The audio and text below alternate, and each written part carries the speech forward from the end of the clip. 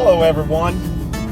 I just wanted to jump on here for a few minutes and kind of give everybody a update on what's been going on as we practice the new normal called social distancing in this area of the coronavirus. I haven't been traveling at all for about the last 6 weeks. The last basic major trip I took was to Greensboro, North Carolina. I had tickets to both the ACC tournament and the NCAA tournament at the Greensboro Coliseum, and as we all know, both of those tournaments were canceled, so I basically came back home and have been self-isolating ever since. Like most places around the country, here in Southwest Virginia, everything is basically closed. The only restaurant you can get food from is through online apps, delivery, or carry out. Everything else is pretty much closed. And there's no real indication when Virginia is going to open back up. So I've been staying pretty close to home. And with spring coming, I decided to get out today and film a little video around my neck of the woods here in Southwest Virginia. As I've said earlier in some of my earlier videos, I am very fortunate to live in a part of the country that has an abundance of history, which I really enjoy. If you watch my previous videos, you know that I enjoy traveling, and a lot of my travels is centered around history. So here in Southwest Virginia, I'm surrounded by history, and as spring comes, my plans are to get out and to explore some of the history that I can do without being around really other people. And there's a lot of history within an easy hour and a half drive of my home, and I'm going to explore that, in some cases re-explore it, throughout the spring and summer. All of my travel plans that I had for 2020 have gone out the window. I had some really long range and long distance plans. I had a trip planned to California after the NCAA tournament. I had a trip planned to drive across country all the way out to California, up through the Yosemite and Sequoia National Parks, and either come back on Interstate 80 or Interstate 70 through the Rockies. All that's gone. The national parks are all closed, as we all know, so that's trip is for another year. I had planned a trip out to Utah and northern Arizona to go through the north rim of the Grand Canyon and the national parks of southern Utah. Again, the national parks are all closed, so that's out the window. I had a fall tour up through New England and was going to visit some of the New England presidential sites, Vermont, New Hampshire, New York, and enjoy the fall foliage. But it doesn't look like that's going to happen. So all that has been pushed back to probably 2021 or 2022, and we'll see what happens. So for the next few weeks or months, as it may be, The new normal is going to be kind of exploring and re-exploring the sites around my home in Southwest Virginia.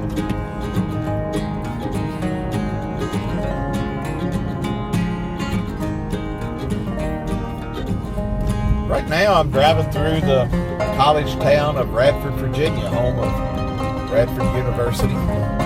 It's a really small town, and the economy basically is driven by the university and the students. And since they've been gone, a lot of the businesses in the area are really suffering, like most places. But Radford's a small town. It's a very close-knit town, and the students, when they're here, really drive the economy.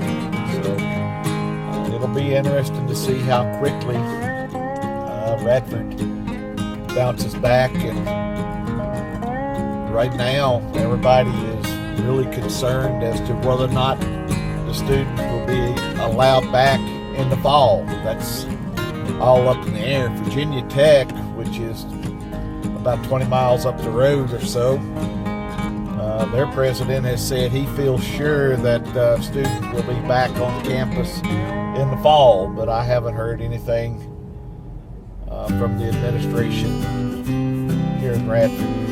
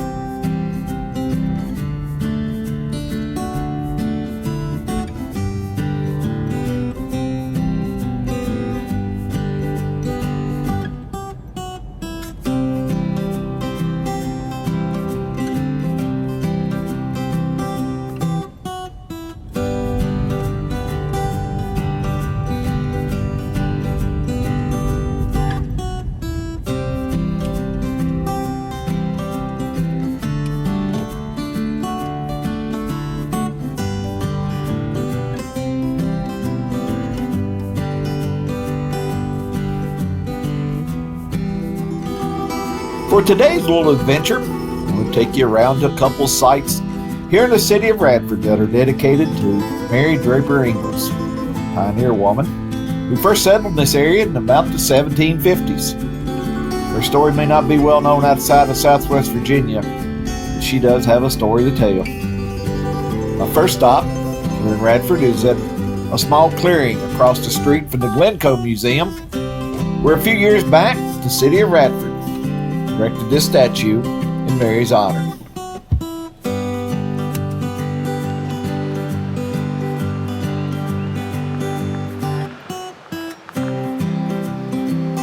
Mary Draper was born about 1732 in Philadelphia, where she lived until about 1748. It was then that Mary and her family traveled through the Shenandoah Valley of Virginia, eventually settling in a spot that would become known as Draper's Meadows, which is located where the drill field currently stands on the campus of Virginia Tech. Soon after settling in the area, Mary married William Ingles in 1750. Their wedding is thought to be the first wedding west of the Allegheny Mountains, but when their son Thomas was born in 1751, his was the first pioneer birth west of the mountains. This area of the western frontier was home to the Native Americans, including the Shawnee, who would often travel to the area along the New River to hunt and fish. In July of 1755, a band of Shawnee descended upon Draper's Meadows, killing 4 settlers, taking 5 hostages. Mary, 2 of her sons, was among those taken hostage. Over the next several weeks, hostages were taken to the Shawnee village on the Ohio River, where Mary was separated from her sons. A few weeks later, Mary was again moved to another village in Kentucky. It was here in October that Mary and another woman, known only as the Old Dutch Woman, managed to escape.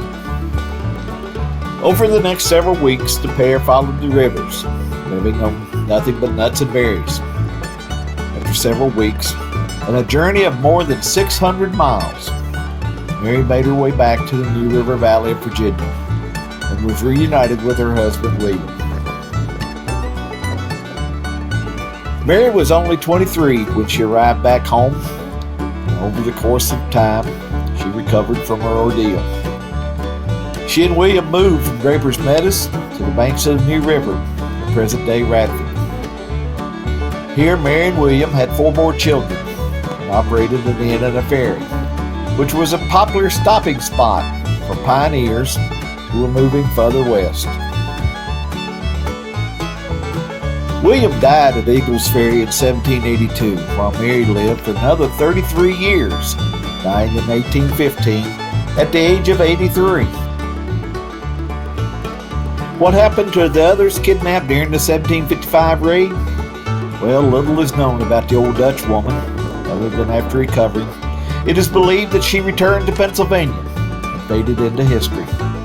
Mary's son, George, died while being held captive by the Shawnee. Her son, Thomas, spent 13 years in captivity, was eventually ransomed and returned to Virginia in 1768 at the age of 17. He spoke only Shawnee, and over the years, he was rehabilitated and educated by Dr. Thomas Walker. Thomas later married and settled in what is today known as Burke's Garden, Virginia. In 1782, his wife and 3 children were kidnapped by Indians. Thomas attempted to rescue them, but during the altercation, 2 children were killed. He was, however, able to rescue his wife and youngest daughter. He later moved his family to present-day Mississippi, where he was thought to have died somewhere around 1809 near Natchez.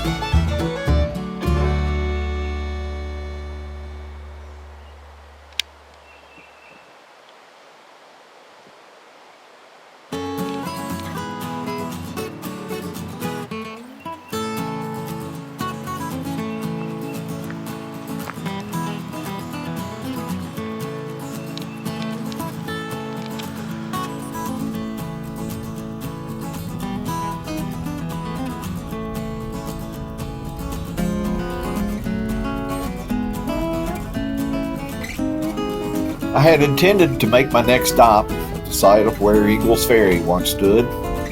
It's only about 2 miles away as the crow flies, but in driving distance it's about 8 miles. As I was leaving, I got a Google Map alert that there was a 4-mile backup on Interstate 81. And so I decided to forego that stop and instead just insert a couple of pictures from a previous visit.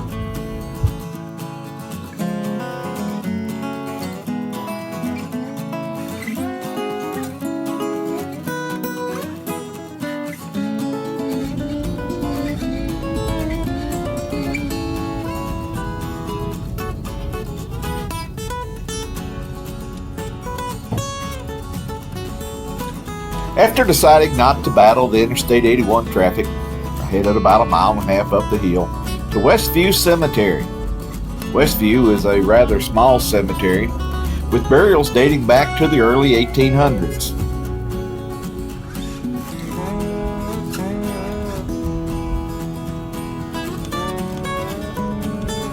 As you enter the cemetery, you can't miss the large stone monument that marks the grave of Mary Draper Ingles.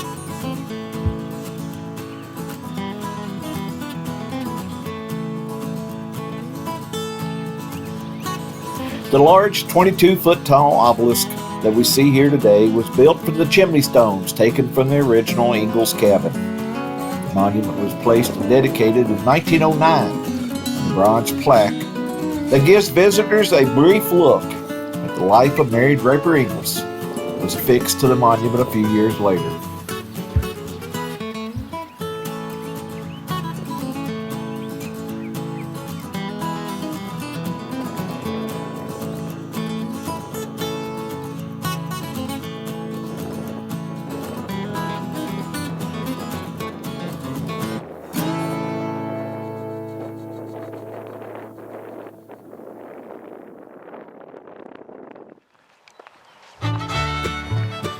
In this small section to the left of the entrance rest a number of other members of the Ingles family, including Mary's husband, William.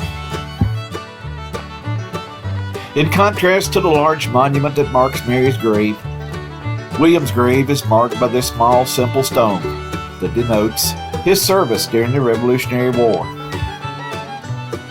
William was also a signer of the Fincastle Resolution in 1775. This document was considered to be a precursor to the Declaration of Independence.